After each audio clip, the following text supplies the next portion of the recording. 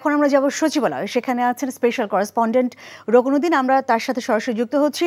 আর রোকন, সচিবালয়ে কর্মকর্তাদের উপস্থিতি আজ কেমন দেখছেন, আর সেখানকার পরিস্থিতি আসলে কেমন?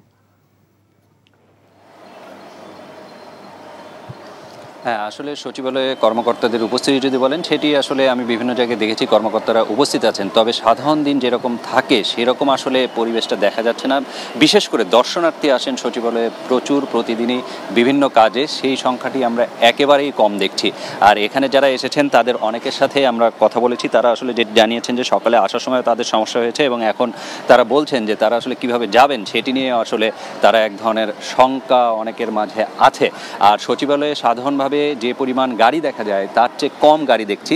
আর ঠিক এই মুহূর্তের কথা যদি বলেন, তাহলে আমি কিছুক্ষণ আগেই দেখেছি সচিবালয়ের যে মূল গেট সেটি এই মুহূর্তে বন্ধ আছে। সেখানে আসলে কোনো গাড়ি বা কাউকে প্রবেশ করতে দেওয়ার ক্ষেত্রে অনেক সতর্কতা অবলম্বন করা হচ্ছে এবং মাঝে মাঝে কিছু সময়ের জন্য আসলে বন্ধ রাখা হচ্ছে, কারণ চারপাশে যে অবস্থা সেই অবস্থা বিবেচনায় সচিবালয় যেহেতু একটি গুরুত্বপূর্ণ জায়গা, সেই হিসেবে এইখানে গেট কিছু সময়ের জন্য বন্ধ ছিল। তারপরে আমরা আবার দেখেছি কিছু কর্মকর্তা তাদের পরিচয়পত্র দেখিয়ে ঢুকেছেন, কিন্তু গেট এখন আমরা দেখেছি যে বন্ধ আছে। সেটি হয়তো পরিস্থিতি বিবেচনায় আবার খুলে দেওয়া হবে, সেটি আমাদেরকে জানিয়েছেন সেখানে যারা কর্মরত আছেন, সেই আইন শৃঙ্খলা রক্ষাকারী বাহিনীর সদস্যরা। সব মিলিয়ে যদি বলি, আসলে সচিবালয়ে কর্মকাণ্ড যেটি হবার কথা সেটি হচ্ছে, কিন্তু এখানে এক ধরনের সবার মাঝেই যারা এসেছেন এক ধরনের শঙ্কা আছে যে আসলে কি হয়, এবং বেশিরভাগই যারা এখন এসেছেন তাদের মাঝে এক ধরনের শঙ্কা যে তারা আসলে ফিরবেন কখন, কিভাবে ফিরবেন, এই বিষয়টি রয়ে গেছে। বাট সচিবালয়ের যে স্বাভাবিক কর্মকাণ্ড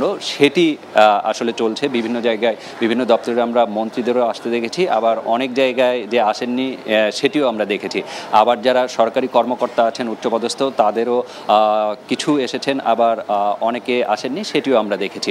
তো সব মিলিয়ে এই হইল সচিবালয়ের এখনকার অবস্থা।